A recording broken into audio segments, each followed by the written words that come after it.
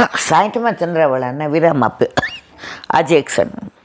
યોગી તરે એકલો, ભક્ત તારે સૌ સંગી. યોગી એકલો તપ કરે ને, જપ કરે ને, પાઠ કરે ને, પણ ભક્ત હોય ને એ બધાય તારે. અમે નાના હતા ને તો રાજકોટમાં 7 સ્વરૂપની હવેલીમાં સત્સંગ થતો.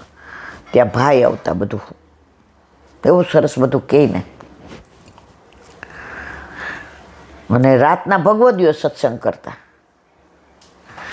તો પુષ્ટિ માર્ગમાં તો એ જ છે, ભેગા થઈ નિવેદનમ તું સ્મર્તવ્યમ સર્વથા તાદ્રસઈ જન. સિદ્ધ ઉદાસી રહે સદા, હોય સંત સુંદર રસરંગી. સિદ્ધ લોકો હોય ને ઉદાસ, આમ વૈષ્ણવ હોય રસ ને રંગમાં આનંદમાં જ હોય. એને જુઓ એટલે ઉછળતો ને કૂદતો ને હસતો રમતો ને, એ કોઈ દી ઉદાસ ન હોય. વલ્લભનો દાસ કદી ન હોય ઉદાસ. જો હોય ઉદાસ તો ન હોય વલ્લભનો દાસ. રંગે રસિક સેવે ગુણ ગાય, પોતે પીએ સુધા સામાને પાય. કોઈ આપણને આટલો કણકો આપે તો આપણે 2-4 વૈષ્ણવ હોય એને દઈને લઈએ કે એકલા ખાઈ જાય? આટલું દઈએ. રસ બધાને જાય. ભક્ત સ્નેહી તારે સારે સૌનું કામ, દયાની સાથે કોઈનું નહીં કામ, સેવો શ્રી કૃષ્ણ. ભક્ત છે ને બધાને સાથે લઈને, એકલ પેટો ન હોય. શબ્દા સંત એટલે ભક્ત, રસરંગી એટલે રસ સ્વરૂપ શ્રી કૃષ્ણના રંગે રંગાયનું. સુધા એટલે અમૃત, ઠામ એટલે ઠેકાણ, વિવેચન.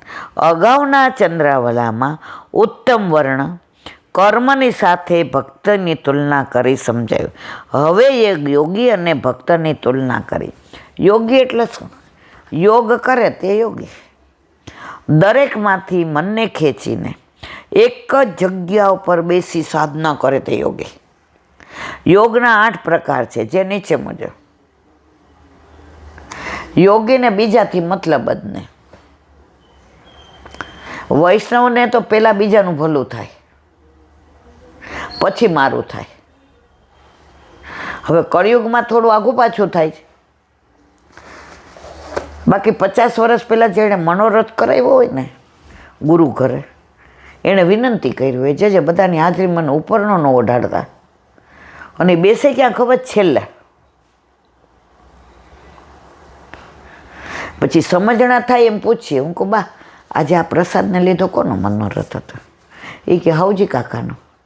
મેં કીધું ના હવે શું, એ તો છેક છેલ્લે બેઠા હતા. કે બેટા ભગવદી એવા જ હોય. પહેલાં આવા પેમ્પલેટ જોયા હતા, આવી નામ જોતે. અમે જે ભક્તિ જોઈ છે ને એ આવી જોઈ છે. પછી રાતના જ્યારે સૈયા મંદિરમાં જાય જે અને ચરણ સેવા કરવા જાય ત્યારે કે જે હવે કોઈ નથી, હવે કૃપા કરો.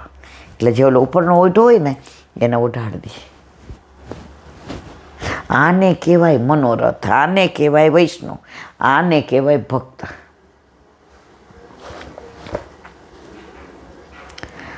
આ તો ઓલા 3 પાંખિયામાં 3 પેઢીનું નામ લખાવે. પેમ્પલેટમાં 3 વારી કે ઠાકોરજી નામ આવે કે ન મારું નામ આવવું જોઈએ. આ ભક્તિ નથી.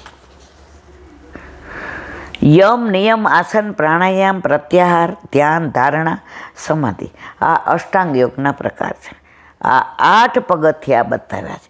પતંજલિ યોગમાં ટૂંકમાં કહ્યું છે કે ચિત્તની વૃત્તિનો નિરોધ કરો એનું નામ યોગ.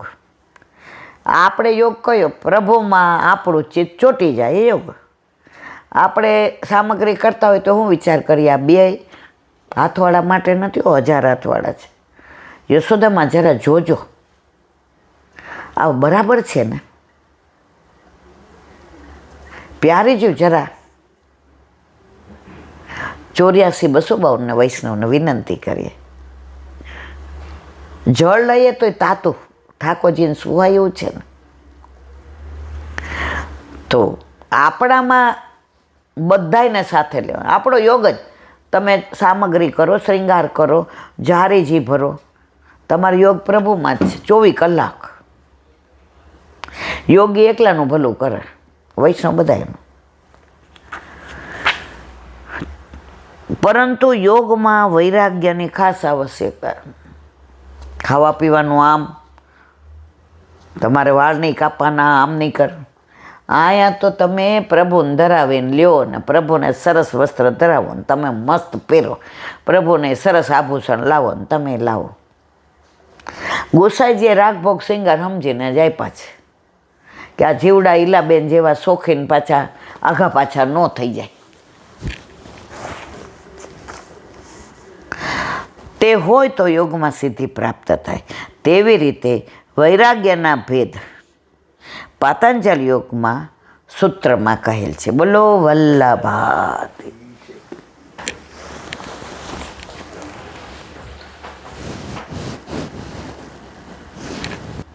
શ્રી વલ્લભાધીશ. સુબોધિનીજીનું પાન વલ્લભ કરાવે તો થાય, આને સ્પર્શ કરો આપણા બસની વાત નથી. સવય મહાભાગવત પરીક્ષે ધ્યાન પરવર્ગાર્ક્ય મદ બ્રહ્મ બુદ્ધિ જ્ઞાનેન વૈયાશક્તિ શબ્દ તેન ભેજે ખગેન્દ્ર ધ્વજ પાદ મૂલમ તન્ન પરમ પુણ્ય સંવૃત્તાર્થ માખ્યાનતમત્યત બોધ યોગ નિષ્ઠમ આખ્યાહી અનંતાચરિતો પ્રપન્ન પરીક્ષિતમ ભાગવતાભિરારમ. અર્થ: મહાભાગવત પરીક્ષિતે શ્રી સુખદેવજીએ કહેલા જ્ઞાનથી નિશ્ચય મોક્ષ કહેવાતા ગરુડના ધ્વજવાળા ભગવાનના ચરણના મૂળને પ્રાપ્ત કર્યું. તે પરમ પુણ્યરૂપ સ્પષ્ટ અર્થવાળું, ઘણી અદ્ભુત યોગની નિષ્ઠાવાળું, ભગવાનના ભક્તોને આનંદ આપનારો અને અનંત ભગવાનના ચરિત્ર સાથે જોડાયેલું રાજા પરીક્ષિતનું ચરિત્ર અમને કહો. સુબોધિનીજી. જેમાં સાધન અને ફળનો ભેદ ન હોય તે જ સાંભળવા યોગ. જો આપણે સેવા એ જ સાધન અને સેવા એ જ ફળ. સાધન કરતાં કરતાં ક્યારે ફળમાં પહોંચી જાય આપણને ખબર ના પડે. ગોરજા સમુરાઈની વાર્તા બધા જાણે છે. સાસુ વર્ષો જ સેવા કરતી તો મેળ ન પડ્યો. વહુએ એક દી કરીને મેળ પડી ગયો. સાસુ સાધન કરતી હતી ને વહુ ફળ લઈ લીધો. એ તો પ્રેમ કી બાત હે ઉધો. તે શ્રવણ કરનાર અધિકારીનું મહાભાગવત એ વિશેષણ છે. ભગવાનનો ભક્ત તે ભાગવત. તેમાં પણ જેને ભાગવત તરીકે સ્વીકારેલા હોય તે ફળ પ્રાપ્ત કરવામાં મુખ્ય તે મહાભાગવત. ભગવાને ઘણી કૃપા દ્રષ્ટિથી નિરખેલો તે મુખ્ય શ્રોતા કોણ? પરીક્ષિત. ઉત્તમ શ્રોતા કોણ? પરીક્ષિત. ઉત્તમ વક્તા કોણ? સુખદેવજી. મધ્યમ શ્રોતા કોણ? વ્યાસજી. મધ્યમ વક્તા કોણ? નારદજી. નિમ્ન શ્રોતા કોણ? સૌનક ઋષિ. અને નિમ્ન વક્તા કોણ? સૂતજી. એમ કહેવામાં આવ્યું તે તેઓ મહાભાગવત છે તે બતાવવા પરીક્ષિત નામ કહ્યું છે. પૂર્વદ્રષ્ટ મનુધ્યાયન પૂર્વે જોડાયેલાનું ધ્યાન કરતું. ભાગવત સ્કંદ 1 અધ્યાય 12 ને શ્લોક 30. પ્રથમ સ્કંદ સુબોધિનીજી ભાગવત ચોથો સ્કંદ અને પૃષ્ઠ 19. એવી વ્યુત્પત્તિથી તે પરીક્ષા કરનારો છે. જે ઉપદેશથી તે પરીક્ષિતે ખગેન્દ્ર ધ્વજ પાદ મૂલમ ભેજે ગરુડના ધ્વજવાળા ભગવાનના ચરણ કમળના મૂળને પ્રાપ્ત કરેલું છે તે કહો. આખ્યાહી એ 17મા શ્લોકના પદ સાથે સંબંધ છે. અન્ય શાસ્ત્રોમાં જે સ્વરૂપ બ્રહ્મ મોક્ષ કહેલું છે તે જ અમારા શાસ્ત્રોમાં ત્રદૃષિનો પરમપદ તે વિષ્ણુનું પરમપદ છે. એ શ્રુતિ પ્રમાણે વૈકુંઠ નામનું ચરણનું આસન છે. જો બધાય અક્ષર બ્રહ્મ સુધી જાય જે પ્રભુને રહેવાનું છે. આપણે કોઈ લખીએ છીએ અમારા પિતાશ્રી અક્ષર બ્રહ્મ પામ્યા ગોલોકવાસી. સૌથી ઉપર પ્રભુ ક્યાં? ગોલોકમાં. એટલે આપણે બધાય ગોલોકવાળા. તેનું અવશ્ય શ્રવણ કરવું જોઈએ. પરમ ભક્તોનું કાર્ય પણ એના વિના સિદ્ધ થતું નથી, માટે સાધન મુખ્ય છે એમ વય નિશ્ચય થાય છે. અને એ સાધન ખરેખર જ્ઞાન જ હશે એ વાત પ્રસિદ્ધ છે, તો પછી એ કહેવાની શી જરૂર એવી શંકા થાય ત્યાં કહે છે, અદભ્ર બુદ્ધિવાળા પરીક્ષિત ઘણા બુદ્ધિશાળી હતા. આ બુદ્ધિ તો એમનામાં શાસ્ત્રણ શ્રવણ પૂર્વે સ્થિત હતી, પણ એ બુદ્ધિથી ઉત્પન્ન થયેલું જ્ઞાન ભગવત ચરણોને પ્રાપ્ત કરાવવામાં સાધનરૂપ નથી. ઘણા એમ કે ને અમે ઘણાય ગ્રંથો વાંચ્યા, પણ પુષ્ટિના ગ્રંથો ના વાંચો ત્યાં સુધી પુષ્ટિ પ્રભુને તમે પામો નહીં. એ તો સુખદેવજીએ આપેલા જ્ઞાનથી શક્ય છે, કારણ તે જ્ઞાન નિત્ય સિદ્ધ છે. વ્યાસીના પુત્ર સુખદેવજીએ માત્ર શબ્દથી ભાગવત નામનું ચૈતન્ય રૂપ જ્ઞાન કહ્યું. ખગેન્દ્ર એટલે ગરુડજી, જેમની ધજામાં બિરાજે છે, કાલાત્મક સોહમ સુપર્ણ આસીન, હવે તે ગરુડ કાળરૂપ હતો. એ વાક્ય પ્રમાણે જેમનું ચિહ્ન થયેલા તરીષ્ણો પરમપદમ તે વિષ્ણુનું ઉત્તમ ચરણ છે. શ્રુતિ પ્રમાણે આ કહેલું, જે ભક્ત ભગવત ચરણના મૂળને પ્રાપ્ત કરે છે તે ફરી આ લોકમાં આવતો નથી. આપણા ઘરે બિરાજે છે એટલે આપણને તો પ્રાપ્ત જ છે. યદપાદ મૂલે કૃતકેન પુમાન પદથી પૂરા ગમનનો, પછી આવજા નહીં કરવાની. પ્રભુ કે તું મારી પાસે જ રહે, પણ બહુ બોલબોલ ન કરતી, શાંતિથી રહેજે. આપણે તો ન્યાય, હું એક વાત કરું ઠાકોરજી કે મને ખબર છે મારી જ કરવાની છે. સામને જે કે તો કરવા દો ને, મને બહુ ગમે છે. એ કે મને આને કાંઈ આવડતું, એ કે કાલે ગયેલી પાસે બોલવા દો. એટલે આપણે તો ન્યાય આ જ વાત કરવાના છે. અથવા ભુવનરૂપ શ્રી ચરણોમાં મૂળમાં પ્રવેશ બતાવ્યો છે. ભગવત ચરણના મૂળમાં પ્રવેશ થવાનું એ જ્ઞાન અમને કહો, એમ 17મા શ્લોકમાં કહે છે. અર્થ, ધર્મ, કામ અને મોક્ષ, આ ચારેય પુરુષાર્થમાં નિષ્ઠાવાળોએ આ આખ્યાન સાંભળવું જોઈએ.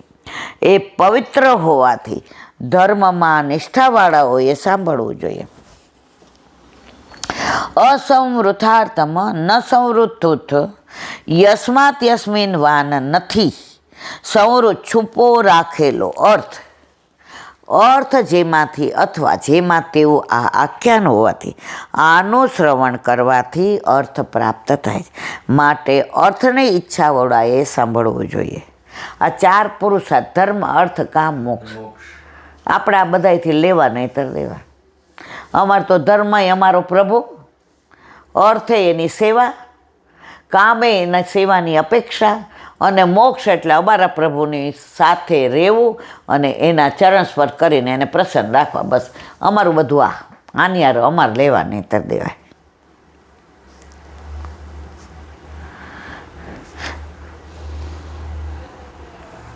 અદ્ભુત હોવાથી કામ પ્રાપ્ત થાય. વળી ઘણી અદ્ભુત છે યોગની સ્થિતિમાં જેમાં તેવું છે, માટે મોક્ષની ઈચ્છાવાળા એનું શ્રવણ કરવું જોઈએ. આખ્યાન એટલે વૃત્તાંતનું પ્રતિપાદન કરતા શબ્દોનો સંદર્ભ ભગવાન અનંત ચરિત્રોથી યુક્ત છે. જે ભગવાને અનંત ચરિત્રોનું આચરણ કર્યું છે એનું વર્ણન કરતું આખ્યાન શ્રોતવ્ય છે. એ આખ્યાનના જ આ બધા વિશેષણો, આ વિશેષણ અપૂર્વ હોવાથી ઉદ્દેશ પૂર્તિની દ્રષ્ટિએ કથાની અંતર્ગત કોઈ પણ પ્રકારના આક્ષેપથી યુક્ત નથી. પૂર્વે આપે કહ્યું કે પરીક્ષિતનું આ આખ્યાન પ્રસિદ્ધ થશે, કારણ કે ભગવાનના ભક્તોનું આખ્યાન બધાને આનંદ આપનારું છે, અથવા પરીક્ષિતના આખ્યાનનો આ ઉદ્દેશપૂર્ણ ભાગ છે. બાકીની કથા માત્ર પૂરક છે. આ આખ્યાનમાં ભગવાનના ભક્તો ચારે બાજુથી રમણ કરે છે. અહીંયા વિશ્રામ આપ્યો બીજાને, હવે ત્રીજું આવશે કાલે સૂતજીનો જવાબ. બોલો વલ્લભ શ્રીમદ. મારે गुरुदेव ने दंडवत प्रणाम करूं. चंद्र सरोवर पे सूरदास जी के द्वार पे मेरा दंडवत प्रणाम. सुरभि कुंड पे परमानंदास जी के द्वार पे मेरा दंडवत प्रणाम. चरनावता पे संकर्षण कुंड पे कुंभनदास जी के द्वार पे मेरा दंडवत प्रणाम. बिरछू कुंड पे कृष्णदास जी के द्वार पे मेरा दंडवत प्रणाम। कदम खंडी पे गोविंद स्वामी के द्वार पे मेरा दंडवत प्रणाम। अप्सरा कुंड पे चित्त स्वामी के द्वार पे मेरा दंडवत प्रणाम। मानसी गंगा पे नंददास जी के द्वार पे मेरा दंडवत प्रणाम। रुद्र कुंड पे चत्रबुद्ध दास जी के द्वार पे मेरा दंडवत प्रणाम। વ્રજ વિલાસ વ્રતની ગોપિકાઓને મારા दंडवत प्रणाम। હે વલ્લભ, સવારથી અત્યાર સુધી સેવા સ્મરણ સત્સંગ જે પણ તે કરાવ્યું તે તારા ચરણારવિંદમાં સમર્પણ કરું છું. ભૂલ અપરાધ થઈ હોય તો ક્ષમા કરશો. બોલો વલ્લભાધીશ કી. શ્રી વલ્લભ પ્રભુ કરુણા સાગર જગત ઉજાગર ગાઈએ શ્રી વલ્લભ કે ચરણ કમલ કી શ્રી વલ્લભ કે ચરણ કમલ કી બલી બલી બલી બલી जाइए श्री वल्लभ गुण गाइए वल्लभी सृष्टि समाज संग मिल जीवन को फल पाइए श्री वल्लभ गुण गाइए श्री वल्लभ गुण गाइए याते रसिक कहाइए श्री वल्लभ प्रभु करुणा सागर जगत उजागर जगत उजागर जगत उजागर गाइए શ્રી વલ્લભાધીશ કી. આજનો આ સત્સંગ મારા વલ્લભના ચરણારવિંદમાં સમર્પણ કરું છું. ભૂલ અપરાધ થઈ હોય તો ક્ષમા કરશો. આ મારા વલ્લભની વાણી અને ભૂલો એ મારી. બોલો વલ્લભાધીશ કી. બધાય વૈષ્ણવને જાજા કરી જય શ્રી કૃષ્ણ. જય શ્રી કૃષ્ણ.